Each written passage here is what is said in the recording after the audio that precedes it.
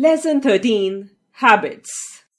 A habit is a particular way of saying or doing something. It is the result of repeated acts done consciously or unconsciously. It is a quality that grows with repetition and is difficult to change. There are several ways of doing a thing. Each one picks up a particular way and by continuous practice makes it a habit. In fact, a man is said to be a bundle of habits. Usually, people are identified by their habits. Habits are learnt or picked up from early childhood onwards. Learning to walk on two legs, learning to eat with the right hand, preferring some type of food more than others, speaking in a particular way and sharing what one has with others are all examples of habits picked up or developed early in life. How to read, write, and do arithmetic are taught in schools. Several behavioral patterns and manners are taught in homes. Culture, tradition, and social customs are also responsible for developing certain habits. Once formed, these habits usually remain with the individuals. A habit is like a huge tree with deep roots. The individual too feels most at home with these habits. It is almost impossible to remove a habit, as the very word indicates. If H is removed from habit, a bit remains. If A is removed, bit remains. And finally removing B still leaves it. There are good habits and bad habits. Good habits are to be encouraged and developed. They are an asset to the individual.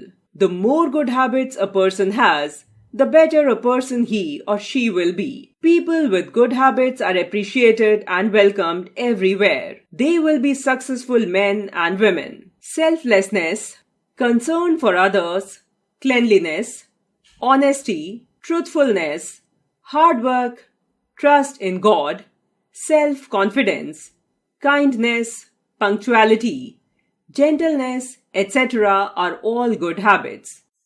Everyone should try to cultivate these and other good habits. Bad habits are associated with vices. They can be divided into three types. First, simple unconscious acts which are peculiarities of an individual.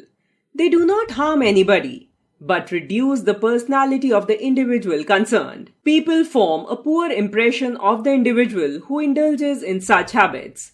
They include biting the nails, pulling the hair, fingering the nose or the ear, dressing shabbily, looking down and walking, wearing dirty shoes, etc.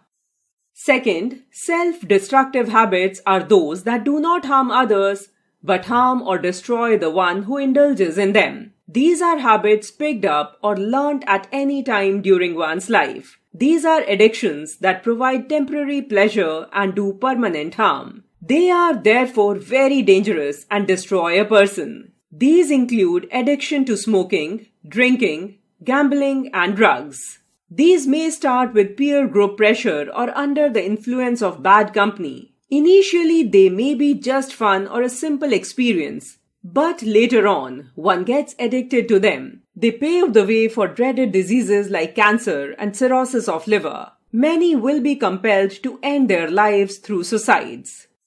Third, habits which harm others as well as self include cheating, stealing, tale-bearing, greed, selfishness, lying, flattery, and a host of others. Those who indulge in these are a curse to society. They have no concern for others. They don't mind doing anything that apparently gives them pleasure. They fail to realize that they are harming themselves. No one will have a good opinion about them.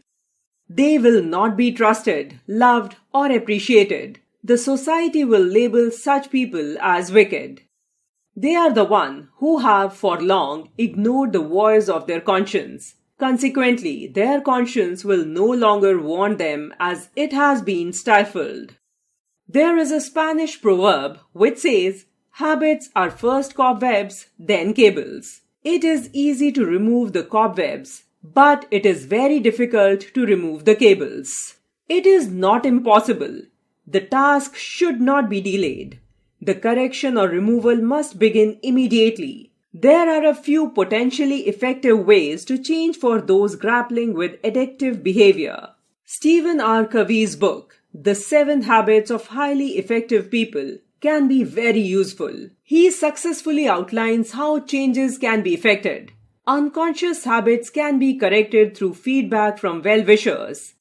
Certain bad habits can be given up by replacing them with good ones. One should deliberately and effectively manage problematic behavior. Consistent efforts are needed to effect a change, and a change is possible.